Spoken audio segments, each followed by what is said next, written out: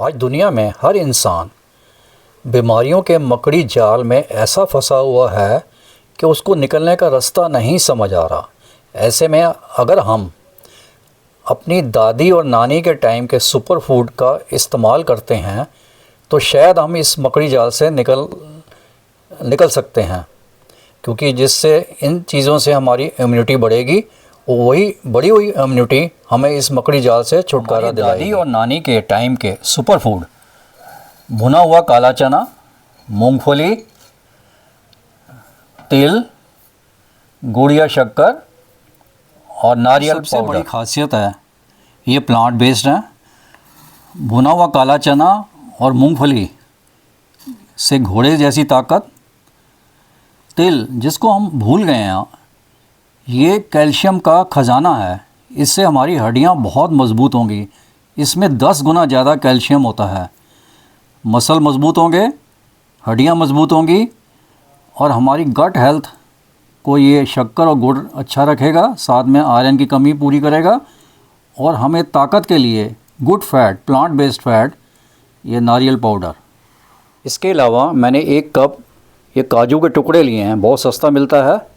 इसमें बहुत अच्छा फ़ैट होता है, पॉलीसैचुरेटेड और मोनोसैचुरेटेड फ़ैट, जो हमारी बॉडी के लिए बहुत अच्छा होता है। ये ऑप्शनल है, आप चाहें तो इसको ना लें। सबसे पहले भुने हुए काले चने के छिलके उतार दीजिए, बहुत हार्ड होते हैं, और मूंगफली, तिल और नारियल को हल्की आंच पे भून लीजिए, साथ ही ये काजू के टुकड़ों को भी। सबसे पहले स्टेनलेस स्टील की कढ़ाई लीजिए, 1 चम्मच देसी घी मैंने डाला है। इसकी जगह आप एक्स्ट्रा वर्जिन कोकोनट ऑयल भी डाल सकते हैं। इसके अंदर ये गई भुनी हुई मूंगफली छिलके समेत, और ये काजू और काला चना। इसको 5-7 मिनट सौटे करेंगे। इससे क्या होगा, इसका एक तो टेस्ट इन्हांस हो जाएगा, बढ़ जाएगा, शेल्फ लाइफ बढ़ जाएगी, और इनके अंदर जो ऑयल होगा वो रिलीज़ हो जाएगा। 7 मिनट हो गए हैं, ये सौटे हो गए हैं। कितना प्यारा कलर बन गया इनका। इनको हम किसी खुले बर्तन में निकाल के थोड़ा ठंडा होने देंगे, और जो भुने हुए तिल हैं वो इसके साथ मिला के इसका एक पाउडर बनाएंगे।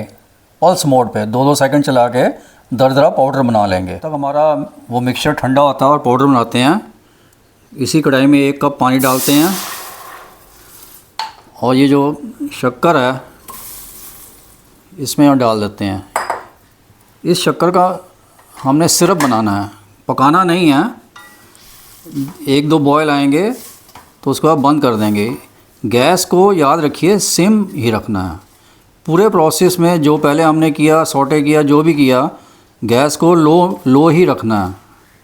पिघल गई है और इसमें हम गैस को बंद कर देते हैं, और साथ में ये सारा मिक्सचर मिला के गैस को सिम पे रखते हैं, बंद नहीं करते, और सारे मिक्सचर को इसमें मिलाना है। और एक आटे का डो जैसे जब पानी सूख जाएगा फिर गैस बंद करेंगे। पिघल गई है और इसमें हम गैस को बंद कर देते हैं, और साथ में ये सारा मिक्सचर मिला के गैस को सिम पे रखते हैं, बंद नहीं करते, और सारे मिक्सचर को इसमें मिलाना है। और एक आटे का डो जैसे जब पानी सूख जाएगा फिर गैस बंद करेंगे। अभी देखिए पानी सूख गया है, गैस को बंद कर देते हैं, और कोई भी ट्रे, प्लेट या चॉपिंग बोर्ड लेके उसमें बटर पेपर या घी लगा के इसको ठंडा होने दीजिए, पतला करके जमा लीजिए, और बाद में मनपसंद साइज़ के टुकड़े काट के अपनी लाइफ को एंजॉय कीजिए। मैंने बटर पेपर लगा के ये ट्रे में जमा लिया है। ठंडे होने के बाद इसको मनपसंद साइज़ के टुकड़े काट लीजिए। और आखिर में एक हेल्दी टिप, अब कोई भी जब आप स्नैक या डिश बनाते हैं तो उसके 3 चीज़ों का ध्यान रखिए। Number 1 quality of ingredients, number 2 बनाने का तरीका, नंबर 3 आप किस तरह का बर्तन इस्तेमाल कर रहे हैं। इन तीनों चीज़ों का असर उस स्नैक या डिश पे पड़ता है। कोशिश कीजिए हमेशा ऑर्गेनिक, अच्छी क्वालिटी का इंग्रेडिएंट्स लीजिए। स्टेनलेस स्टील या लोहे का बर्तन का इस्तेमाल कीजिए, और उसको धीमी आंच, लो मीडियम फ्लेम पे पकाइए। एक कहावत है ना, सहज पके सो मीठा होए। जो धीरे धीरे पकेगा वो हमेशा मीठा ही होगा। थैंक यू, नमस्कार।